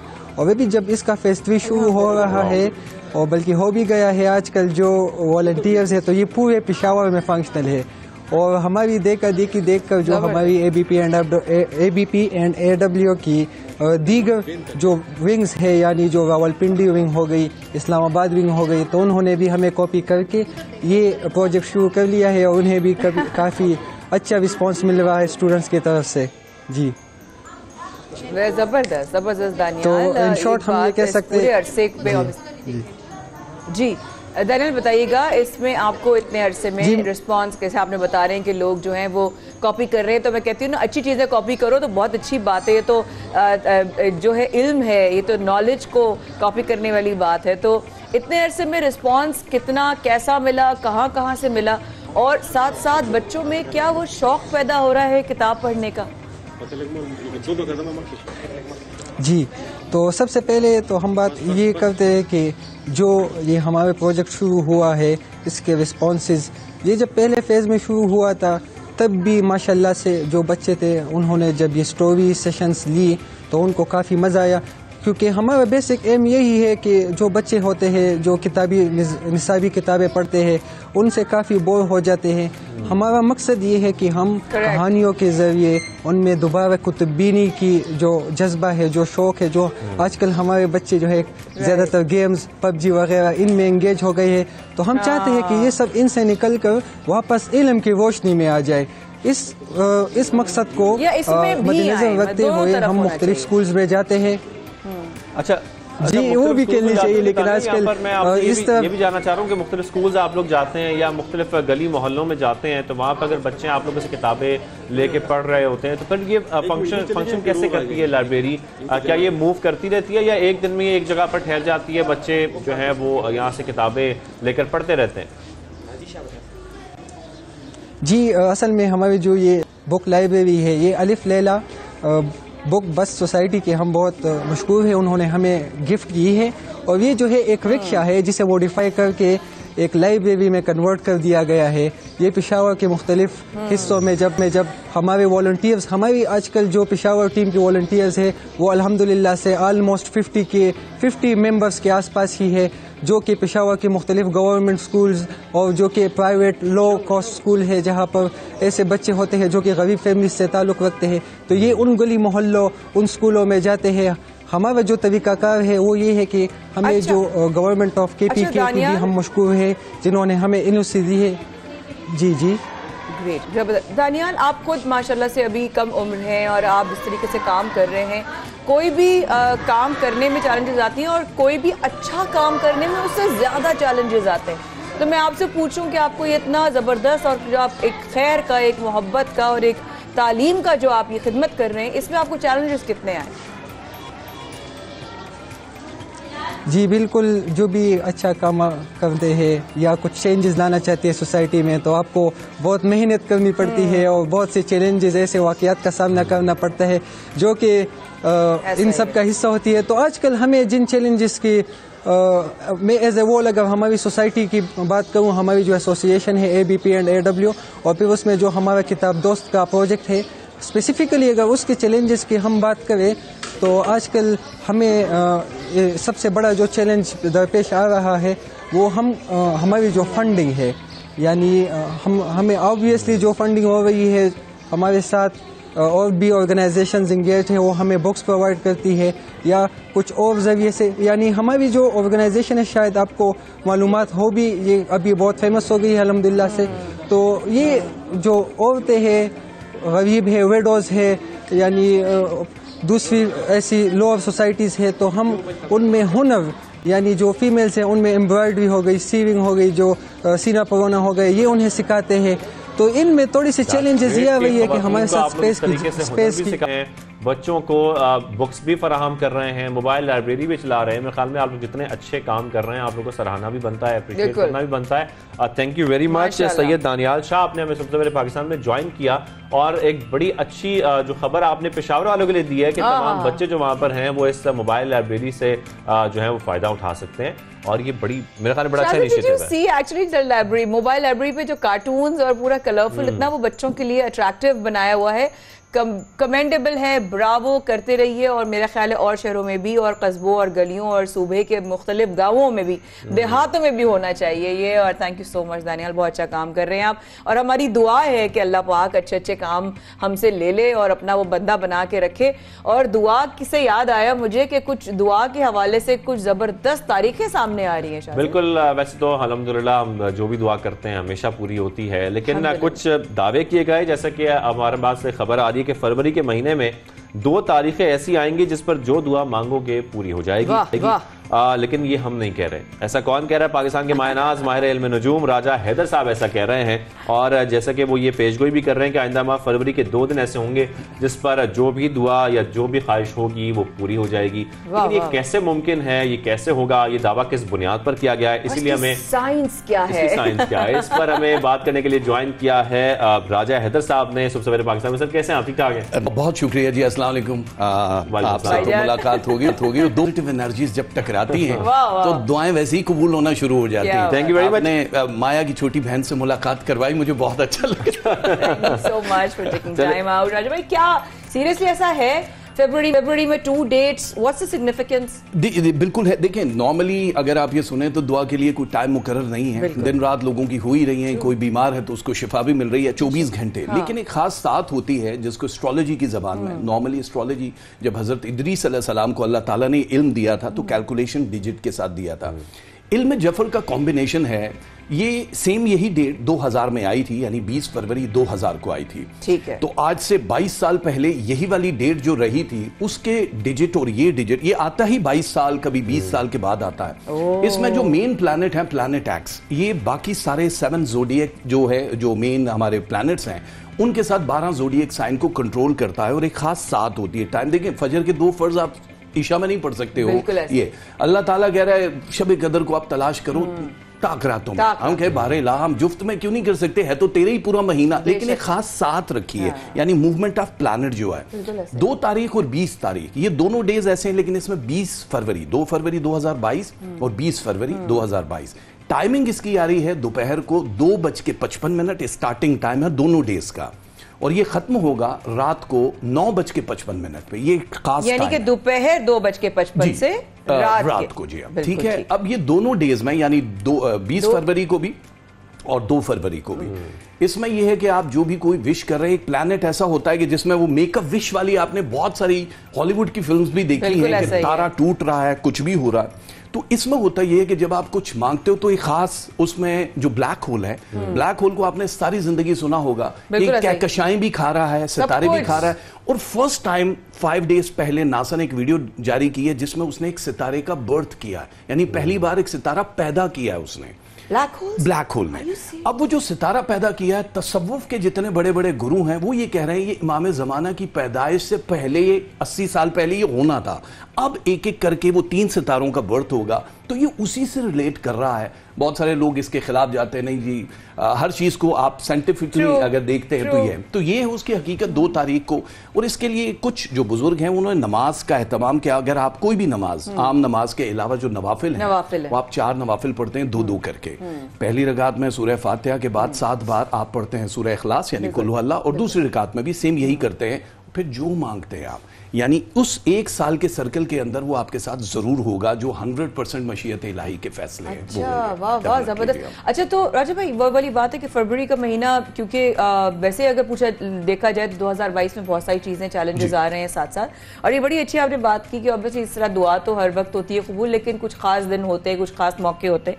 अब फरवरी के हवाले से पाकिस्तानियों के लिए क्या खबर है? मैं तो महंगाई को लेकर रोती रहती हूँ। महंगाई तो अभी आपको पता है कि आज की डेट से अगर आप स्टार्ट कर रहे हैं और 31 दिसंबर 2022 तक आप देखेंगे तो ये 27% मोर कीमतें इंक्रीज होंगी। बीच में लॉलीपॉप हमें दिया जाएगा कि 7 रुपए महंगा करके फिर 3 रुपए नीचे आना है, वो तो एक स्टाइल है हमेशा से गवर्नमेंट का, तो हम आदी हैं इस लॉलीपॉप के। यानी कि आवाम को हम ये कह दें कि मुसलसल महंगाई ऊपर जाती, महंगाई ऊपर जाएगी। आपने देखा स्टॉक मार्केट अलग चीज है और क्रिप्टो करेंसी एक अलग चीज है। क्रिप्टो करेंसी आजकल नीचे है, यानी बाय करने के लिए मार्केट में पैनिक फैला रहे हैं, सब लोग अपना माल बेच रहे हैं, ये टाइम है लेने का।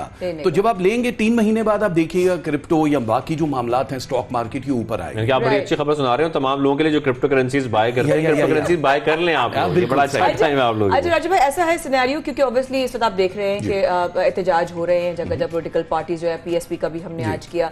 अब वो हमारे सीनियर तज्ज़कार अदनान साहब उन्होंने कहा कि भाई इमरान खान को कोई नहीं हटा सकता, तो ये ईयर या कमिंग टाइम्स फॉर वज़ीर आज़म इमरान खान कैसे? देखिए, बहुत ज्यादा लोगों के खैर अपने अपने वो नुक्ते हैं कि ये नहीं हटा, इसका सिंपली जवाब अगर दें तो नहीं हटा सकते हैं। लेकिन इसमें हुकूमत के तख्ते पलटने के चांसेस जो सितंबर और नवंबर के बीच में आ रहे हैं, उसमें कुछ ऐसे, ये जैसे अभी रैलियां शुरू हो चुकी हैं, अब ये थोड़ा थोड़ा दंगा फसाद की तरफ जाएगा और बहुत शदीद सूरत हाल जिसमें रेंजर को भी इन्वॉल्व किया जाएगा गवर्नमेंट लेवल पे। लेकिन नेक्स्ट ईयर भी अगर सिर्फ ज़ोडिएक साइन के हवाले से देखें तो इमरान खान स्ट्रांग दिखाई दे रहे हैं। और ये इस तरह नहीं है कि सारी की सारी पार्टियां उन्हीं के पास होंगी, ये जोड़ तोड़ वाला सिलसिला होगा। पीपल्स पार्टी दूसरे नंबर पे बहुत स्ट्रांग है, मुस्लिम लीग जो है वो 3rd पार्टी है हमारी, तो इन 3 में जोड़ तोड़ होना है जो कि आपके आप सियासी बातें कर रहे हैं, तो यहाँ पे मेरे ख्याल में ये सवाल करना जरूरी है, फिर अगली हुकूमत किसकी बनने जा रही है? देखिए, अगली हुकूमत मेरी तरफ से तो मैंने पहले ही बता दिया था कि पीटीआई बहुत स्ट्रांग अभी तक वो ही है। अच्छा, अभी हमने थोड़ी देर पहले हरीम शाह साहिबा से भी इंटरव्यू लिया और हमने उनसे भी बात की और बहुत सारी शाहजेब को भी सवालात और आ रहे थे, वक्त की कमी की वजह से हम कर नहीं सके थे, लेकिन वो कभी ना कुछ एक घेरे में रहती हैं या शायद अट्रैक्ट करती हैं, तो वो उनके लिए लगता है एफआई की तरफ से जरा भी मुश्किल हालात होने वाले हैं। आपको कुछ देखिए, हरीम की बेसिकली तो वो कहते हैं 12 मुल्कों की पुलिस डॉन को ढूंढ रही। हरीम वो डॉन है जिसको 12-13 मुल्कों की पुलिस वो हमेशा एक छोशा छोड़ देती है। उनकी बहुत ज्यादा डिटेल तो नहीं थी। मुझे पिछले दिनों भी ये कह रहे थे कि होना क्या है, मैंने कहा ये जितना हो रहा है ना, बस इसके 28 दिन के बाद ये नहीं होगा भाई साहब, ये मतलब बिल्कुल कवर हो जाएगा। क्योंकि बहुत सारे लोगों का अपना अपना होता है, कानूनी उलझन के जवाब होते हैं। यहाँ पे आपको पता ही है कि कानून के आंखों पे पट्टी बांधते हैं ना, वो एक लिब्रा का वो साइन लेके खड़ा होता है, उनको प्रूफ चाहिए सर।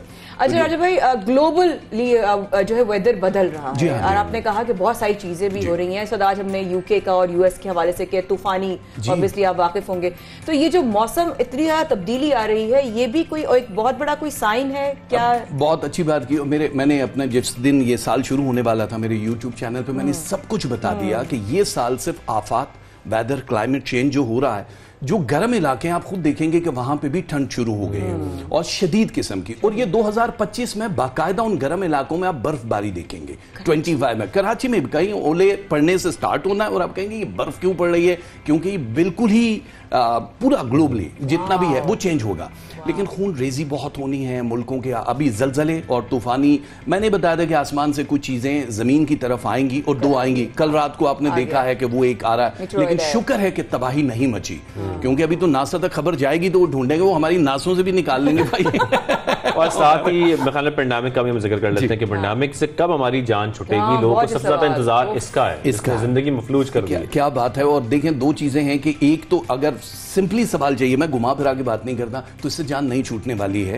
ये आपको पिल्स के जरिए ही, जैसे टीबी आई थी, टीबी आज भी है, दवाइयों के जरिए तो पिल्स आ गई हैं, अब आप वो लेंगे। और जिसने टीके नहीं लगवाए, यानी कि 2 टीके नहीं लगवाए हैं और बूस्टर है, उनकी यादाश्त पे प्रॉब्लम्स आना शुरू हो रही हैं कि आप खुद मेमोरी लॉस वाले बंदे हो जाओगे। बाकी सब जैसे अंधों में काना राजा, जो लगाए हैं वो ठीक है, जिन्होंने नहीं लगाए उन लोगों के लिए प्रॉब्लम्स ये होगी कि आपकी यादाश्त धीरे धीरे।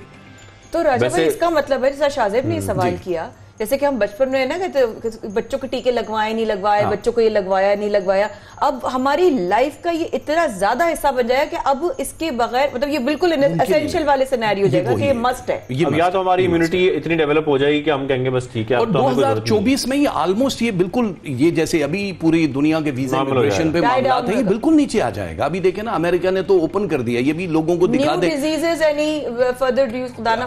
बहुत इसी से 2 वेरिएंट और आने हैं जो मैंने अभी आ रहा है, जिक्र आ रहा है, नया वेरिएंट 1 जून से पहले, और वो इससे ज्यादा खतरनाक है, ओमिक्रॉन से ज्यादा, और दूसरा दिसंबर से पहले है। यानी एक ही साल में 2 खतरनाक वाले, जो इससे ज्यादा, जो फ्रीजिंग पोजीशन होगी। अगर आप लोग केयर नहीं करोगे तो 2 से 4 डेज जो हैं वो आपकी सांस को रोकेगा और उड़ाएगा, इसलिए एक्सरसाइज ज्यादा। तो यहाँ पे 2 खबरें हैं। पहली तो बुरी खबर ये कि ये खत्म नहीं होगा, लेकिन अच्छी खबर ये अगर आप लोग वैक्सीनेशन करा लें तो वैक्सीनेशन कराने के साथ साथ आप इससे बच सकते हैं। साथ ही सर हम आपसे मेरे ख्याल में अब इस तरफ आ जाएं कि ज़ोडिएक साइंस जो है सारे, कौन सा अच्छा रहेगा 2022, किसके लिए बेहतरीन रहेगा।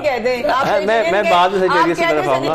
पहले फरवरी के बारे में बताया कि फरवरी जो है वो कैसा रहेगा, किस स्टार के लिए अच्छा रहेगा। देखिए बेसिकली तो 12 के 12 ज़ोडिएक साइन है। एक ही घर में अगर 3 बच्चे इकट्ठे पैदा हुए हैं, उनका स्टार साइन है, लेकिन मिजाज सबके अलग हैं, जबकि एक ही दस्तरखान पे पल रहे हैं, तो जरूरी नहीं है कि सबके सितारे। बेसिकली गेम है रेटिना की, आंख की जो पुतली है, ये लोहे महफूज में अल्लाह ताला ने कनेक्ट की। जो आप देख रहे हो रोजे हशर, यही पूरे का पूरा आपका चलेगा। अब इसमें 12 के 12 फर्स्ट टाइम है ये फरवरी का महीना जो सबके लिए बहुत बूस्टिंग लेकर आ रहा है। स्पेशली आप देखें जो लास्ट 5 स्टार्स हैं, लास्ट 5 स्टार रिवर्स में जाते हैं एस्ट्रोलॉजी में, यानी पाइसेस का महीना ये बहुत स्ट्रांगली है, एक्वेरियस का है, सेजिटेरियस है, कैप्रिकॉन है, और पीछे जो है वो स्कॉर्पियो। यानी ये 5 जो हैं ये 95-98% तक जूस लेंगे। इनकी इकोनॉमी, वीजा इमिग्रेशन के मसाइल इनके हल होंगे। खास तौर पे जो, एक सेकंड, मैंने कैप्रिकॉन सुना जी, कैप्रिकॉन हम दोनों इसमें शामिल हैं। याद आ गया, अरे मैंने कैप्रिकॉन सुना था, जबरदस्त सीन होने वाला है। कैप्रिकॉन का तो अभी टाइम शुरू हुआ है। अच्छा, ये सबके टाइम शुरू हो रहे हैं, लेकिन एक टाइम शुरू हुआ है पीएसएल का, जिसमें हम देख रहे हैं कि हमारे जो कप्तान है ना बाबर आजम, बड़ी मुश्किल में, उनकी टीम जो है मुसलसल 3 बार हार चुकी है। ये बाबर आजम के सितारे कहाँ जा रहे हैं पीएसएल में, खासतौर पर कहाँ जा रहे हैं? मैं एक बात अपने देखने वालों को बता दूं, बहुत सारे लोग इख्तलाफ करेंगे, जितने भी चैनल्स हैं, मुझे आप किसी चैनल पे नहीं देखोगे कि जो मैं क्रिकेट की पेशन गोई कर रहा होता हूँ, बिकॉज इसमें बस 10-12 चीजें चाहिए होती है। एक तो 12 के 12 लोगों के डेट ऑफ बर्थ, वालदा का नाम, पैदाइश की जगह, जो कि ऑलमोस्ट आधे से ज्यादा की गलत होती है। फिर दूसरी टीम का भी देखना है, फिर उस सरजमीन की टाइमिंग। अरे भाई इतना कौन मैच करता है, हमने तो बंदरों को भी जीतते हुए देखा है। अरे भाई ये बता दे मुझे कि टीम्स के हवाले से योर फेवरेट एंड जिसके ब्राइटर चांसेस हैं आगे बढ़ने के। अच्छा 2 से 3 सितारे छोड़ के अपनी फेवरेट बता दें आप, कि आप किसकी तरफ हैं इस दफा, किसको सोच रहे हैं कि जीत जाना चाहिए। पेशावर ज़ल्मी है, पेशावर ज़ल्मी। अच्छा ओके, ये लाहौर कलंदर में मुल्तान सुल्तान, तो पेशावर ज़ल्मी। आज 3 बैठे, देखें कुछ ना कुछ तो हो ही जाएगा। अच्छा, कराची किंग्स के सितारे कुछ बेहतर होने के चांसेस बेहतर हैं, लेकिन वो क्योंकि लास्ट दो टीम्स में 1-2 के बीच में आ रही है, कराची कलंदर। देखो सिटी का कोई प्रॉब्लम नहीं है। वो जो उनमें होता है ना कि किसी हर बॉल पे छक्का नहीं लगता है, तो कुछ ऐसे लोग भी हैं जिनकी जिंदगी में प्रॉब्लम्स आती है। मैं ये इनके मतलब कैसा है, मतलब इनके लिए आने वाला वक्त कैसा है? मतलब आपका स्टार साइन क्या है? सजिटेरियस के बता दिया, टॉप 5 है, लेकिन सजिटेरियस के लिए 3 एहतियातें बड़ी जरूरी हैं। एक तो ये है कि रिलेशनशिप के हवाले से अगर आप नहीं, जिनकी शादियां नहीं हुई उनके पास 2 ऑप्शंस आएंगे, एक आउट ऑफ कंट्री से और एक सेम जिस जगह पे पैदा हुए आप दुनिया में कहीं भी। जो दूसरे मुल्क वाली शादी है पहले तो उसको एक्सेप्ट करना है, यानी सेम कंट्री वाली जो है वो मतलब इतनी स्ट्रांग नहीं है। दूसरा ये है कि आपके सोर्स ऑफ इनकम 3 हो जाएंगे, 3 हो जाएंगे सर। उन 3 को आपने किस तरह से हैंडल करना है, यानी 2 ऑनलाइन ट्रेडिंग टाइप का और बाकी हंस क्यों रहे, मुझे भी बताइए। बहुत सारी बातें शो के बाद बताओ। बिल्कुल बिल्कुल। अच्छा, यहाँ पे साथ ट्रेडिंग की जो बात है मैं उस पर ध्यान दूंगा कि जो ट्रेडिंग है सब ध्यान आप पहले वाले 3 जरियों से ट्रेडिंग करनी है और ऐसे पैसे कमाने हैं, तो ये हो गई बात। अच्छा पहले बता दूं, ये सवाल मेरा नहीं था, ये सवाल जो है ना टीम से आया था। अब ये जो हमारी जिनको आप कहते हैं छोटी बहन माया की बात, उनके बारे में बताएंगे कब तक छोटी बहन ऐसी छोटी बहन। एक तो मैं बिल्कुल आपको बताऊं कि ये पाकिस्तान में जितने भी लोग हैं ना, बड़े कम हैं जिनको मैं रूह से तस्लीम करता हूं। ये वो हैं जो वाकई जिनका ब्लड बोलता है। माया उन लड़कियों में से है जिन्होंने शुरू से अब तक सिर्फ सेल्फ मेड रही हैं, तो इनकी पावर है, इनको दूसरों की रोटी नहीं चाहिए। ये खुद माया है सर, सब माया ही तो है, माया है। तो इनके लिए ये साल अच्छा कैसे नहीं रहेगा, इनकी तो डिटेल है मेरे पास, सुपर ऑसम होने वाला है। बट आपको वेट करना है 3 जून का। 3 जून से बूस्ट कर रही हो आप, और फिर अनस्टॉपेबल जर्नी है फॉर द 3.5 ईयर। मजा आ जाएगा। बस दुआएं हैं आपकी, मुझे पता तो ये है। सारी दुआओं के साथ और इन सब चीजों के साथ मुझे अचानक एक बात याद आ गई, और कराची का जिक्र जैसे कि हम प्रोग्राम के आगाज में कर रहे थे कि कराची में बड़ी सियासी हलचल है, बहुत सारे मामलात हैं। सर आखिर में ये बता दें, कराची की किस्मत कब बदलने जा रही है? सर कराची देखिए इस वक्त तो जाहिर है एक अजीब सी जद में है, लेकिन अभी एक अंदाजे के मुताबिक जब से ये हंगामे शुरू हुए हैं 94 डेज हैं। ये 94 डेज कराची के लिए बहुत मुश्किल हैं, 3 महीने बहुत मुश्किल हैं, यानी कि बहुत ज्यादा लड़ाई झगड़े फसादात ये जो है, लेकिन उसके बाद एक अमन आ जाएगा। जाहिर है फिर गवर्नमेंट की जो भी पॉलिसीज चल रही हैं, लेकिन फिर भी बिल आखिर पीपल्स पार्टी का वो जो एक होल्ड है वो रहेगा सर। अच्छा भाई, एक कोई ऐसी रेमेडी बता दीजिए या कोई एक ऐसी चीज बता दीजिए। इस वक्त मैं समझती ओवरऑल लोगों को पॉजिटिविटी की जरूरत है, ओवरऑल लोगों को एक उम्मीद अपने अंदर जगाने की जरूरत है। बाहर से कोई भी कहते हैं हाँ शाहजेब सब ठीक हो जाएगा, लेकिन जब तक अंदर से एक फीलिंग नहीं आएगी, जब तक इंसान अपने आप को नहीं कहते हैं ना इम्यून सिस्टम, रूहानी तौर पे भी हमें अपना इम्यून सिस्टम स्ट्रॉन्ग करना है। So what according to you एक आम इंसान को अपनी जिंदगी में रोज एक चीज क्या करनी चाहिए? देखिए सिंपल, एक आपने रूहानियत का लफ्ज इस्तेमाल किया है, शरीयत जो है वो हमें इबादत इलाही सिखाती है, और जो तरीकत है, जो रूहानियत है, वो हमें दीदार इलाही तक पहुंचाती है। यानी कि आपका ये सिलसिला, इसमें एक रूहानियत है। आपको अपने नाम के इसमें आजम का पता होना सबको जरूरी है। वो मेरे शो में आए, मैं उनको अपने यूट्यूब पे भी बाकी भी बताता हूँ, फ्री ऑफ कॉस्ट है, लाइव होता है सब कुछ। वो इसमें आजम यानी हर एक की एक अलग चाबी है सक्सेस की। एक ऐसा वजीफा मैं आपको बता रहा हूँ जो कायनात में जितने भी बड़े बड़े वली गुजरे हैं, जो विलायत की मंजिलों पे थे, चाहे वो कशफुल माजूब पढ़ लें आप या फिर इमाम जाफर सादिक की कोई चीजें पढ़ लें, 3 तस्बीहां जो हर एक की सक्सेस को आसमान पे पहुंचाती हैं। नंबर 1 है अल्हम्दुलिल्लाह, बस इतना ही लफ्ज पढ़ना है, सूरह फातिहा नहीं पढ़नी, और ये ओपन तस्बीह, इसका वो भी नहीं। दूसरी है या उफू, एन fe वाव और पेश, उफू, और तीसरी है या अलियो। ये 3 तस्बीहां हैं जो कि आपकी इज्जत, शोहरत, फाइनेंस, बॉडी के लिए बहुत बेस्ट है। Thank you very much. हमारे साथ मौजूद थे और हमने बहुत सारी बातें उनसे कर ली हैं, तो बहुत सारी बातों के बाद मेरे ख्याल में हम इख्तिताम की तरफ चलते हैं। बिल्कुल चलिए, रखिएगा अपने ख्याल। थैंक यू राजा भाई। We will see you tomorrow. सबसे पाकिस्तान में शाहजेब और माया को कल तक के लिए दीजिए इजाजत। अल्लाह हाफिज़।